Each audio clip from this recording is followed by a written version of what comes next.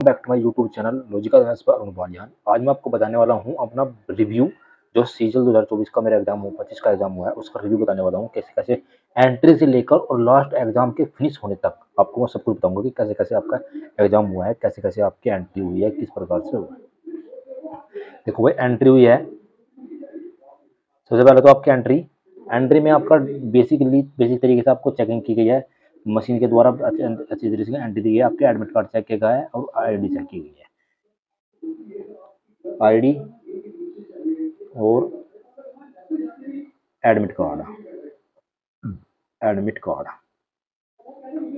ID और admit card, ये आपके एंट्री के साथ हुआ है। ठीक है, आपकी एंट्री हो गई। एंट्री होने के बाद ये आपकी एंट्री हो गई। एंट्री होने के बाद आपकी जो आती है वो आती है आपकी बायोमेट्री। बायोमेट्री में क्या हुआ है, बायोमेट्री आएगी। बायोमेट्री में आपका क्या हुआ है, क्या नहीं हुआ है। बायोमेट्री में आपका थंब लगा है, थंब, आपका थंब लगा है, एक फोटो खचा है। फोटो खींचने के बाद ये आपका इतना हो गया, थंब लगाया, फोटो खचाया, आपका सीट नंबर मिल गया।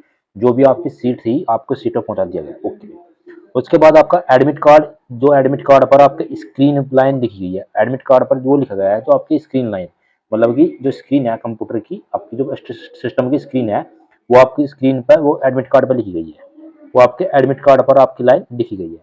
उसके बाद एडमिट कार्ड की लाइन लिखने के बाद आपका क्या हुआ है, उसके बाद आपका एडमिट कार्ड दे लिया गया है।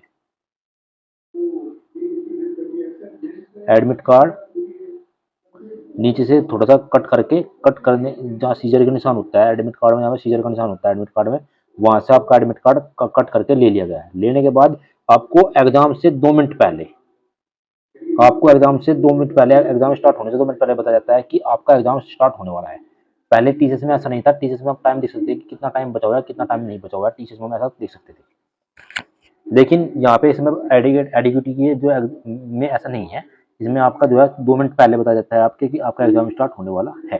ठीक है, ये आपका बेसिक बेसिक इन्फॉर्मेशन होगी। इसके बाद आगे बढ़ते हैं। 4 सेक्शन थे आपके, 4 सेक्शन आपके दिए गए थे।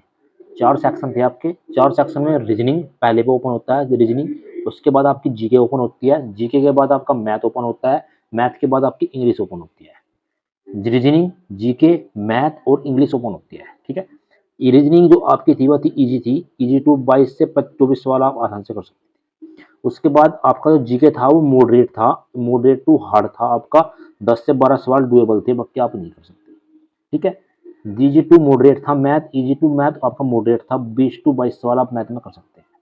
उसके बाद आपका जो आता है वो आती है इंग्लिश, वो थी moderate to hard, hard level की इंग्लिश थी। तो 18 से 20 सवाल आप इंग्लिश में कर सकते हैं। 18 से 20 सवाल से ज़्यादा आपके इंग्लिश में नहीं हो पाएंगे, क्योंकि आप जितनी हार्ड, क्योंकि अलग अलग तरीके से आपको बताता हूँ मैं, इंग्लिश थोड़ी कैलकुलेटिव थी। क्वेश्चन तो मैं आपको बताऊंगा नहीं, क्योंकि एसएससी तरह की गाइडलाइन के अकॉर्डिंग क्वेश्चन बताने अलाउ नहीं है। तो मैं आपको बताता हूँ कि वो कैब, वो कैब पर और ग्रामर पर थोड़ा ध्यान दीजिए।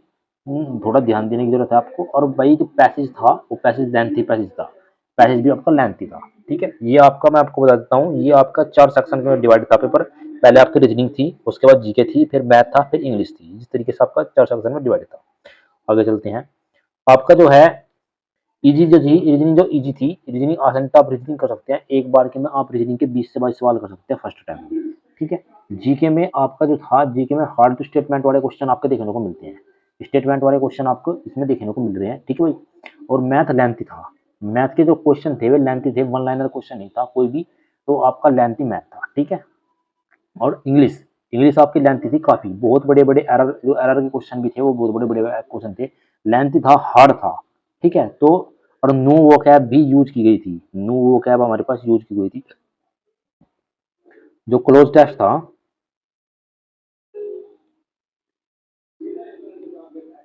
जो क्लोज टेस्ट था,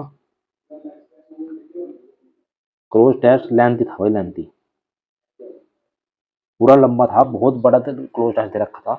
और क्लोज कुछ मतलब कि कुछ मेरे सेंटर पे जो है, कुछ के एग्जाम में जो क्लोज टेस्ट था, क्लोज टेस्ट में आपके जो है, क्लोज टेस्ट जो था, क्लोज टेस्ट में,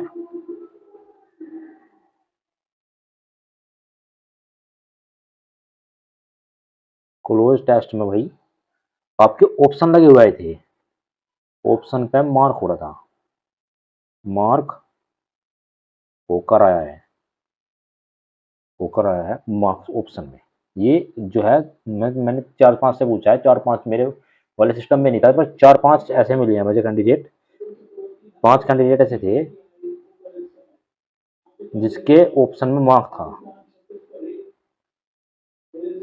ऑप्शन में मार्क था। 4-5 कैंडिडेट हमारे पास ऐसे थे।